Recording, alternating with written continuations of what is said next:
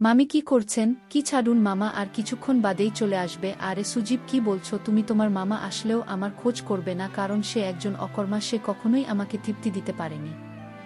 যা তুমি এখন আমাকে দিচ্ছ মামি, তাহলে ঠিক আছে, এখন তাহলে আমি তোমার ওইখানে দিচ্ছি, ব্যথা পাবে নাকি? আরে না বাবা না, ব্যথা কেন পাব? যেই ব্যথা তুমি দিবে সেটি আমার সুখের অংশ। নাও এবার জলদি করে শুরু করে দাও। মামি আমাকে শক্ত করে ধরুন, বাইরে হতে চলেছে। হ্যালো বন্ধুরা, আমি সজীব, একজন তরুণ ব্যক্তি। আমি আমার মামার বাড়িতে কাজ করতাম। মামা তার স্ত্রীকে খুশি করতে পারতেন না, তাই প্রায়ই তিনি আমাকে তার ঘরে ডাকতেন। আমার মামি, যিনি দেখতেও অত্যন্ত সুন্দরী, মাঝে মাঝে এসে আমার পাশে শুয়ে থাকতেন। প্রথমে আমি বুঝতাম না কেন এমনটা হচ্ছে, কিন্তু সময়ের সঙ্গে সঙ্গে বিষয়টি পরিষ্কার হয়ে উঠতে লাগল। মামি বয়সে আমার থেকে অনেক বড় ছিলেন। আমাদের মধ্যে খুব বেশি কথা হতো না। তিনি তার নিজের কাজে ব্যস্ত থাকতেন এবং মামার সঙ্গেও তেমন কথা বলতেন না। এক রাতে মামি আমাকে তার রুমে ডেকে বললেন, সজীব, আজ আমার শরীর ভালো লাগছে না, তুমি আমার পাশে শুয়ে থাকো। আমি তার কথা মতো তার রুম-এ গেলাম এবং শুয়ে পড়লাম। তিনি লাইট বন্ধ করে দিলেন। তখন আমি বুঝতে পারলাম তাকে এতটা কাছাকাছি পেয়ে আমি নিজের আবেগ নিয়ন্ত্রণ করতে পারছি না। তখন আমি চাকরির খুঁজেছিলাম, কিন্তু কোথাও কাজ পাচ্ছিলাম না। একদিন আমার বন্ধু রাকেশ বলল, তার মামা শহরে থাকেন এবং তিনি আমাকে চাকরি দিতে পারবেন। আমি খুব বেশি শিক্ষিত ছিলাম না, চতুর্থ শ্রেণী পর্যন্ত পড়াশোনা করেছি। এর ফলে ভালো চাকরি পাওয়া আমার জন্য কঠিন ছিল। আমি গ্রামে ছোটখাটো কাজ করে কোনোমতে দিন কাটাতাম। রাকেশ আমাকে একটি মামার একটি ঠিকানা দিয়ে। সেখানে গিয়ে আমি দেখলাম তার মামা খুবই সম্ভ্রান্ত একজন মানুষ এবং তিনি হতে যাচ্ছেন আমার বস। তাকে আমি মামা বলেই ডাকতাম। মামা আমাকে একটি ঠিকানা দিয়ে বললেন, তুমি এখানে যাও এবং ডাক্তারকে দেখাও। ঠিকানায় গিয়ে দেখি এটি এক ডাক্তারের চেম্বার। ডাক্তার আমাকে কিছু শারীরিক পরীক্ষা করলেন এবং রিপোর্ট দিলেন। আমি রিপোর্ট নিয়ে মামার কাছে ফিরলাম। মামা রিপোর্ট দেখে হাসি দিয়ে বললেন, তোমার চাকরি পাকা হয়ে গেছে। এত সহজে চাকরি পেয়ে আমি অবাক হয়ে গেলাম। তখনও ভাবতে পারছিলাম না কিভাবে এত সহজে আমার এই সুযোগটি মিলল। চাকরিতে যোগদানের পর থেকেই আমি প্রায় মামিকে লক্ষ্য করতাম। তিনি খুবই আকর্ষণীয় এবং মার্জিত। তাকে দেখে আমার মনে হতো যদি আমার স্ত্রী এত সুন্দর হতো, তবে আমি নিজের দায়িত্বে আরও মনোযোগ দিলাম। একদিন পুরনো এক চাকর এসে বলল, তোমার বস খুব কঠোর, তার মনোভাব বুঝে কাজ করো। মামি একদিন আমাকে ডেকে বললেন, তুমি খুব অল্প বয়সী এবং সুন্দর, পরিষ্কার পরিচ্ছন্নতায় মনোযোগ দাও।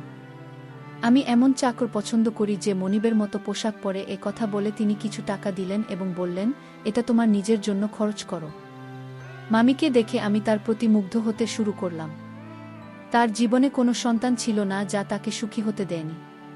মামা বেশিরভাগ সময় বাড়ির বাইরে থাকতেন, আর মামি মগ্ন থাকতেন ফ্যাশন ও পার্টিতে। মামিকে দেখে মনে হতো তিনি আমাকে পছন্দ করতে শুরু করেছেন।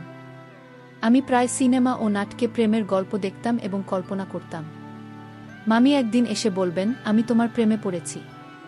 এক রাতে যখন আমি ঘুমাচ্ছিলাম মনে হলো আমার পাশে কেউ আছে। মামি অত্যন্ত সুন্দরী ছিলেন এবং তার দেহ আকর্ষণীয় ছিল। আমার মতো একজন দরিদ্র মানুষ যখন ভাবতাম কিভাবে চাকরের মতো জীবন কাটাব, তখন মামি কি আমার স্ত্রী ভেবে সারা রাত কল্পনা করতাম। মামি সব সময় আমার কাজের প্রশংসা করতেন। তিনি আমাকে ডেকে যে কোনো কাজ দিতেন, আর আমি সেটি সততার সঙ্গে করে দিতাম, যেন কোনো অভিযোগের সুযোগ না থাকে। একদিন আমি অসুস্থ হলে আমি তাকে হাসপাতালে নিয়ে যাই এবং মামাকে খবর দিই। মামা হাসি মুখে আমাদের সবার জন্য মিষ্টি আনলেন। কিন্তু সেই দিন থেকেই মামি যেন বদলে গেলেন। তিনি আমার দিকে অদ্ভুতভাবে তাকাতে লাগলেন এবং বানেরে যাওয়া বন্ধ করে দিলেন। ফলে এখন শুধুমাত্র মামিকে কাজের সময় দেখতাম। কিছুদিন করে আমার মন খারাপ ছিল। মনে হচ্ছিল আমি হয়তো মামিকে নিয়ে আসক্ত হয়ে পড়েছি, কিন্তু আমি আমার কাজ চালিয়ে যাচ্ছিলাম। সময় এগিয়ে চল এবং একদিন মামি সন্তান জন্ম দিতে চলেছেন এমন খবর এলো। তবে মামা আগের মতো খুশি ছিলেন না। তিনি সবসময় চিন্তিত থাকতেন। এক রাতে মামা আমাকে তার ঘরে ডেকে বললেন, এই ব্যাগটি নাও। যদি আজ রাতে আমার স্ত্রী সন্তান জন্ম দেন তবে এই ব্যাগ ব্যবহার করে শিশুটিকে গোপনে সরিয়ে ফেলো। আমি কখনো মামার কোনো নির্দেশ অমান্য করিনি, তাই সেদিনও কোনো প্রশ্ন করলাম না। কিন্তু আমার মন খুব অস্থির ছিল। রাত গভীর হলে মামি ঘুমিয়ে পড়লেন। আমি গোপনে তার ঘরে গেলাম। মামি তখন চোখ বন্ধ করে শুয়েছিলেন। তার মুখের সৌন্দর্য দেখে আমি মুগ্ধ হয়ে গেলাম। কিন্তু মামার নির্দেশ মেনে কাজ করতে গিয়ে আমার হাত থেমে গেল। ব্যাগটি নিয়ে শিশুটিকে ঢুকানোর সময় মামি হঠাৎ চোখ খুললেন এবং মৃদু হাসলেন। মামি বললেন, তুমি কি সত্যিই শিশুটিকে মেরে ফেলতে চাও? আমি চমকে উঠে বললাম, এটা আপনি কি বলছেন? মামি বললেন, তোমার মামাই শিশুটিকে মেরে ফেলতে চান, কারণ তিনি সন্দেহ করেন এই শিশু তার নয়। তার কথা শুনে আমি স্তব্ধ হয়ে গেলাম। আমি বললাম, আপনি যা বলছেন তা কি সত্যি? মামি বললেন, তোমার মামা চান এই সত্য প্রকাশ পাক, তিনি বাবা হতে সক্ষম কিনা তা পরীক্ষা করতেই তোমার মাধ্যমে এই কাজটি করিয়েছিলেন। মামি আরও বললেন, এই শিশুটি আসলে তোমার সন্তান। আমি কখনো চাইনি তোমার সঙ্গে এমন কিছু ঘটুক, কিন্তু তোমার মামা আমাকে বাধ্য করেছেন। আমি স্তব্ধ হয়ে বসে রইলাম। এত সুন্দর একজন মহিলার সঙ্গে, যাকে আমি মামি বলে ডাকি, এমন কিছু ঘটতে পারে ভাবতেও পারিনি। মামির এই কথা শুনে আমি হতবাক হয়ে গেলাম এবং কিছু বলতে পারলাম না। তুমি বলতে লাগলেন, তোমার মামা এমন এক পরিকল্পনা করেছেন যা তুমি বুঝতেও পারোনি। তুমি মনে করতে তুমি তোমার স্ত্রীর সঙ্গে আছো, কিন্তু আসলে আমি ছিলাম। তোমার মামা রাতের আধারে আমাকে তোমার রুম-এ পাঠাতেন এবং তোমার স্ত্রীকে অন্য ঘরে অজ্ঞান করে রেখে দিতেন। তিনি নিজেই পাহারা দিতেন যাতে কেউ সন্দেহ না করে। মামি বলতে লাগলেন, আমি প্রথমে বাধ্য হয়ে এসেছিলাম, কিন্তু পরে তোমার প্রতি আকৃষ্ট হতে শুরু করলাম। তোমার কাছ থেকে যে সুখ পাচ্ছিলাম সেটা তোমার মামা কখনো দিতে পারতেন না। সেই কারণেই আমি নিজেও তোমার প্রতি দুর্বল হয়ে পড়েছিলাম। তোমার মামা যখন এই পরিকল্পনা চালিয়ে যেতে লাগলেন, আমিও নিজে এটি উপভোগ করতে শুরু করলাম। তিনি আমাকে তোমার কাছে বারবার পাঠাতে থাকলেন। তিনি আরও বললেন, আমি গর্ভবতী হলাম, আর তোমার মামা আমাকে ভোরের অন্ধকারে ঘরে ফিরিয়ে আনতেন যাতে কেউ কিছু বুঝতে না পারে। এইভাবে তোমার মামা তার সন্তান হওয়ার আশা পূর্ণ করতে চেয়েছিলেন। আমি নিজেও অজান্তে সেই পরিকল্পনার অংশ হয়ে পড়েছিলাম। কিছুদিন পর ডাক্তার জানালেন যে আমি মা হতে চলেছি। এ খবর শুনে তোমার মামা খুব খুশি হয়েছিলেন, কিন্তু আমি বিস্মিত হলাম যখন শুনলাম তিনি ডাক্তারের কাছেও মিথ্যা বলেছেন। মামি বলতে থাকলেন, কেউ কিভাবে তার স্ত্রীকে এমনভাবে ব্যবহার করতে পারে? তোমার মামা আমাকে ও তোমাকে তাদের খেলার পুতুল বানিয়ে ফেলেছিল।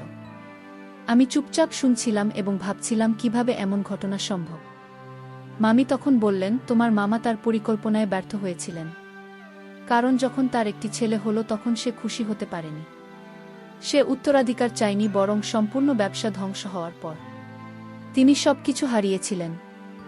তখনই সে শিশুটিকে ফেলে দেওয়ার পরিকল্পনা করেন। আমি বললাম, আমি এসব জানতাম না। যদি এটা অন্য কারো সন্তান হতো, আমি হয়তো জঙ্গলে ফেলে দিতাম, কিন্তু তুমি তার মা, তার যত্ন নেওয়ার দায়িত্ব তোমারও। মামি আমার হাত ধরে বললেন, এই সন্তান শুধু আমার নয়, তোমারও। তুমি তার পিতা, সুরক্ষার দায়িত্ব তোমারও সমান। আমি বললাম, তাহলে এই সন্তান আমার, তুমিও আমার স্ত্রী। মামি মুচকি হেসে বললেন, ধনসম্পদের লোভে আমি অন্ধ হয়ে এমন একজনকে বিয়ে করেছি যে তার সম্মান রক্ষা করতে তার স্ত্রীকে অন্যের কাছে পাঠিয়েছিল, এবং যখন আমি তার সম্মান রক্ষা করলাম তখন সে সন্তানের প্রাণ নিতে চাইল। মামি আরও বললেন, আমি আর এই মানুষটির সঙ্গে থাকতে চাই না। তোমার মন অনেক বড়, তুমি গরিব হতে পারো, কিন্তু তুমি একজন সৎ মানুষ। আমি তোমাকে বিয়ে করতে চাই যাতে আমাদের সন্তান ভালোভাবে বেঁচে থাকতে পারে। মামি জানালেন তিনি মামাকে ডিভোর্স দিয়েছেন। আমরা একসঙ্গে থাকতে শুরু করলাম। মামি সেই বাড়িটি আগেই নিজের নামে করেছিলেন। কিছুদিন পর যখন আমার স্ত্রী বিষয়টি জানতে পারলেন, আমি তাকে ছেড়ে যেতে চাইলেন, কিন্তু মামি পুরো ঘটনা ব্যাখ্যা করলে আমি তাকে বুঝিয়ে শান্ত করলাম। অবশেষে আমি আমার দুই স্ত্রীর সঙ্গে সুখে সংসার করতে শুরু করলাম। আমরা সবাই একসঙ্গে থাকি। আমি আজ খুব খুশি, কারণ এমন সুন্দর জীবন আমি কখনো কল্পনা করিনি।